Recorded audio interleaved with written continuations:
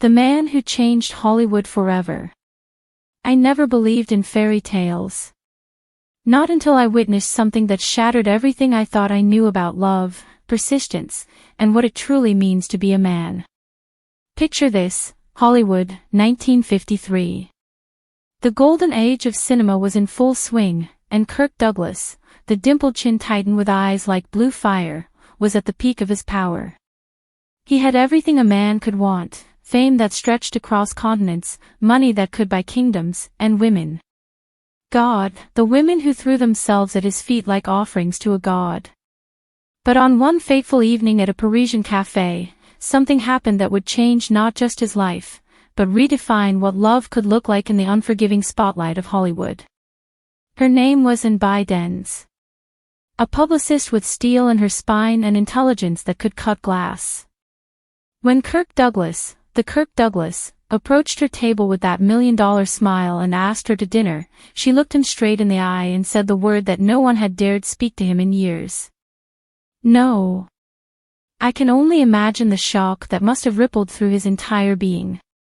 Here was a man who could have any woman with a snap of his fingers, reduced to stammering confusion by a blonde Belgian who refused to be impressed by his stardom. I don't date actors, she said coolly, turning back to her coffee as if she hadn't just dismissed Hollywood royalty. I've seen how they treat women. Like trophies. Like conquests. I refuse to be just another name on your list. Most men would have walked away. Their egos couldn't handle the rejection. But Kirk Douglas wasn't most men, and this moment would prove why he became a legend not just on screen, but in life. He came back the next day. Not with roses or expensive jewelry, the typical weapons of wealthy seducers. Instead, he brought something far more precious, himself.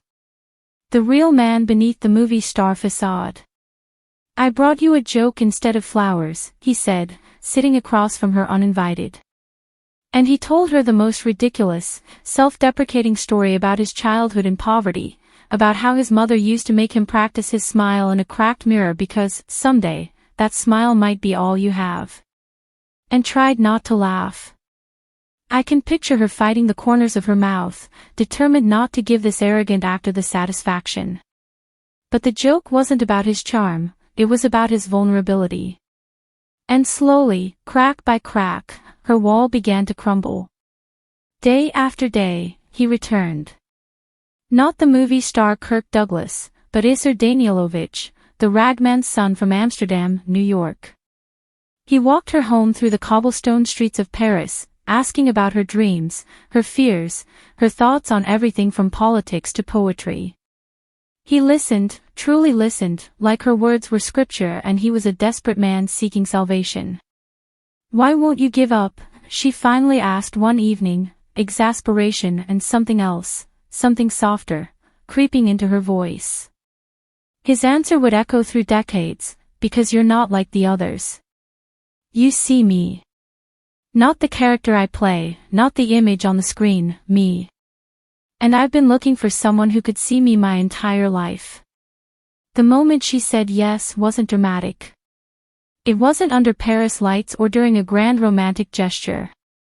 It was quiet, simple. She was laughing at another one of his terrible jokes when she suddenly stopped and said, "All right. One dinner. But if you try to impress me with your fame, I'm walking out." He never tried to impress her again. He didn't need to.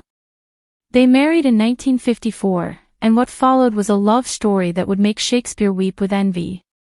Through Kirk's meteoric rise to becoming one of Hollywood's most powerful figures, through the plane crash in 1991 that nearly killed him, through the devastating stroke in 1996 that stole his speech but never his spirit, and was there. But here's what broke my heart, watching this titan of cinema, this man who had commanded armies on screen and boardrooms in real life, reduced to struggling for words after his stroke. The cruel irony of an actor losing his voice, a storyteller silenced by fate. And Anne. She became his voice. She learned to read his eyes, his gestures, the subtle movements that replaced the booming voice that once filled theaters.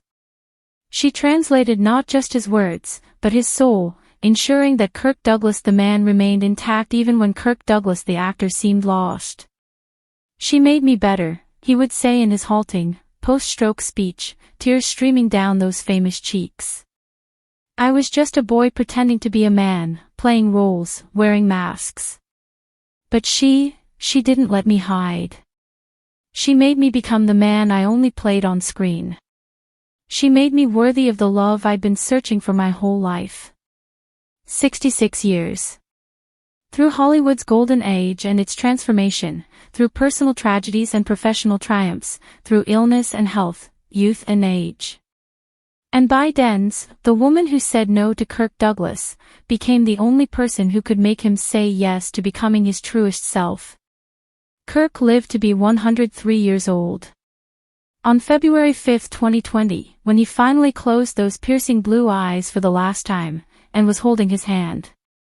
The woman who had refused to be just another conquest had become his greatest victory, not because he won her, but because she had won him.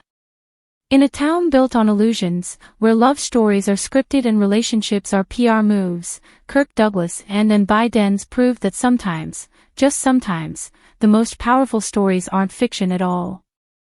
They're written by two people brave enough to love without pretense, to choose each other every single day for 66 years, and to show the world that true love isn't about the grand gestures or the Hollywood endings.